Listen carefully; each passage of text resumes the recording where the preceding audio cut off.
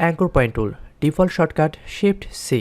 Pen টুলের সাথে set বা গ্রুপ আকারে পেয়ে যাবেন এই টুল। অ্যাঙ্কর পয়েন্টে হ্যান্ডেল অ্যাড, রিমুভ এবং এডিট করার জন্য এই অ্যাঙ্কর পয়েন্ট টুল ব্যবহার করা হয়। অ্যাড অ্যাঙ্কর পয়েন্ট টুল দিয়ে কোনো অ্যাঙ্কর পয়েন্টের উপর ক্লিক করে ড্র্যাগ করলেই বা ক্লিক করে টান দিলেই এই অ্যাঙ্কর পয়েন্ট থেকে হ্যান্ডেল বের হবে। খুবই সিম্পল, জাস্ট অ্যাঙ্কর পয়েন্টটা ধরে টান দিবেন, তাহলে দেখবেন দুই সাইড থেকে দুইটা হ্যান্ডেল বের হবে।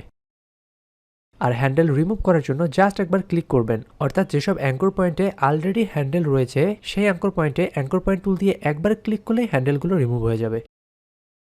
এডিট করার জন্য অ্যাঙ্কর পয়েন্ট টুল দিয়ে কোনো পাতের উপর ক্লিক করলে ওই পাতের হ্যান্ডেলগুলো ভিজিবল হবে এবং এরপর আপনি ওই হ্যান্ডেলগুলো সিলেক্ট করে ইচ্ছামতো এডিট করতে পারবেন।